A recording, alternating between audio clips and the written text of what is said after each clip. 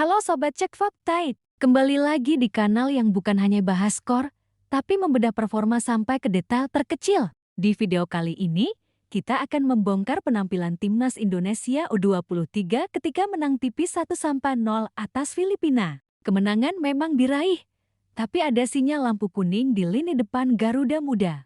Bagaimana bisa Jens Ruijten yang hat-trick ke gawang Brunei tiba-tiba tumpul? Apa yang membuat hoki Caraka minim sentuhan? Siapa pemain yang justru bersinar di lini belakang? Dan apa PR terbesar Van den Burg sebelum laga hidup mati lawan Malaysia? Tenang, semua akan kita kupas tuntas. Hanya di Cek Fakta, klik like, subscribe, dan nyalakan lonceng notifikasi supaya nggak ketinggalan update terbaru seputar Timnas Garuda Muda. Hujan dukungan di Stadion Utama Gelora Bung Karno mengiringi langkah Garuda Muda menumbangkan Filipina dengan skor 1-0. Skor ini membawa Timnas Indonesia U23 bertengger di puncak klasemen Grup B dengan 6 poin sempurna. 2 laga, 2 kemenangan, 2 clean sheet di atas kertas, statistiknya solid. Namun di balik euforia kemenangan, ada rapor merah yang tak bisa diabaikan. Lini depan Indonesia tampak tumpul saat menghadapi Filipina, berbeda jauh saat pesta gol kontra Brunei Darussalam. Secara permainan, dominasi Indonesia tak terbantahkan. 66% penguasaan bola, 17 tembakan dengan 7 tepat sasaran. Filipina hanya membalas dengan 4 tembakan dan 1 mengarah ke gawang. Namun dari 17 tembakan itu, tak satu pun lahir dari kaki striker murni yang on fire. Gol pun tercipta dari situasi yang tidak terduga, sebuah gol bunuh diri Jaime Rosquillo setelah gagal mengantisipasi lemparan ke dalam Robby Darwish. Hoki Caraka, salah satu striker muda paling menjanjikan Indonesia, turun sebagai starter. Tapi sepanjang 45 menit pertama, Hoki seperti berlari dalam bayangan pertahanan Filipina. Statistik mencatat hanya 18 sentuhan bola yang ia lakukan. Hanya 3 diantaranya berada di kotak penalti lawan. Selebihnya, Hoki lebih sering turun menjemput bola, berusaha membuka ruang tetapi minim dukungan umpan matang dari lini kedua. Van den Burg melihat buntu di lini depan, tak mau ambil risiko. Hoki ditarik, Jens Ruijten dimasukkan. Nama Jens Ruijten sempat dielu-elukan publik usai mencetak 6 gol ke gawang Brunei Darussalam. Rekor fantastis yang membuat fans menaruh ekspektasi tinggi pada pemain yang memiliki keturunan Belanda itu.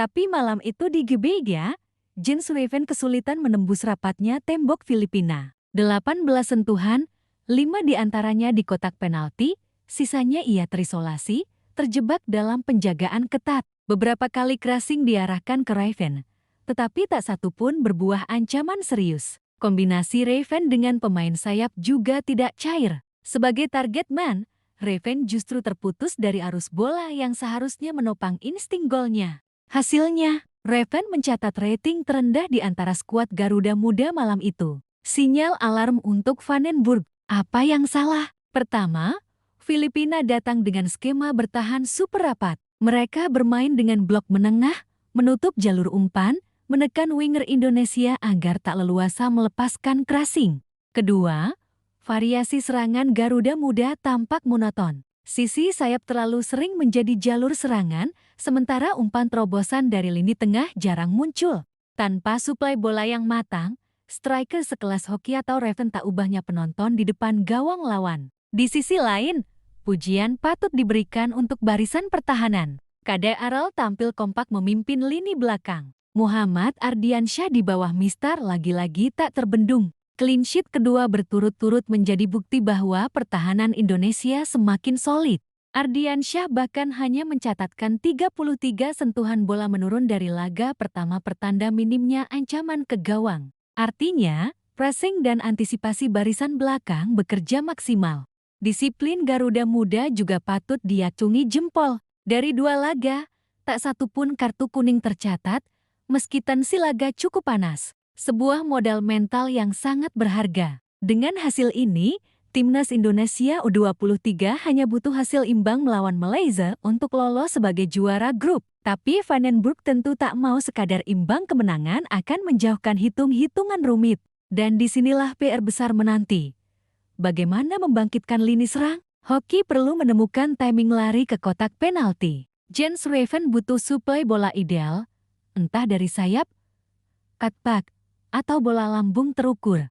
Van den Burg bisa saja meracik ulang formasi, memainkan dua striker sekaligus, atau memberi peran false nine. Semua opsi harus dipikirkan matang karena Malaysia punya lini bertahan yang lebih solid dibanding Brunei atau Filipina. Kemenangan 1-0 ini bak dua sisi mata uang. Satu sisi, Garuda Muda sukses jaga momentum. Sisi lain, publik Jati was-was melihat striker andalan tak berkutik. Sorotan di media sosial pun mulai muncul. Netizen menyoroti mengapa aliran bola ke striker tak hidup. Sebagian mendesak Van den Burg memaksimalkan playmaker atau memberi peran lebih pada second line shooter seperti Marcelino Ferdinand yang absen di laga ini.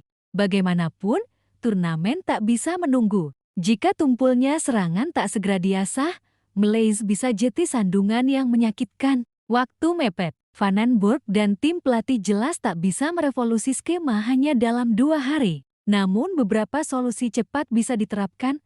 Variasi crossing, jangan terpaku satu sisi. Kombinasikan crossing silang dan cutback. Second line shooter, beri ruang bagi gelandang untuk menembak jarak jauh. Filipina terbukti kerepotan menghadang bola rebound. Peran striker bayangan, jika Raven statis, pasangkan dengan striker pelari seperti hoki atau winger yang bergerak ke half space. Mental, Raven harus diberi kepercayaan. Striker yang kehilangan rasa percaya diri akan makin sulit mencetak gol.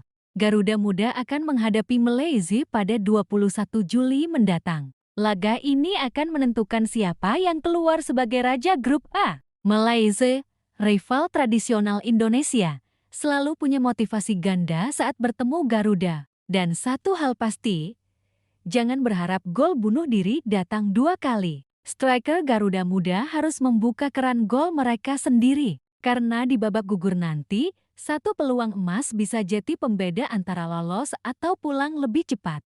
2 laga, 2 kemenangan, 0 kebobolan. Angka ini cantik, tapi statistik tidak pernah berbohong. Striker Indonesia harus segera kembali tajam. Hoki Caraka dan Jens Raven sama-sama punya bakat luar biasa, tapi di sepak bola, nama besar tak ada artinya jika di depan gawang kehilangan naluri pembunuh. Van den Burg kini dituntut membangkitkan mesin golnya. Malaysia menanti, semifinal mengintip, mimpi Garuda Muda terus terbang tinggi, jangan sampai tumpul di ujung tombak Jati Batu Sandungan.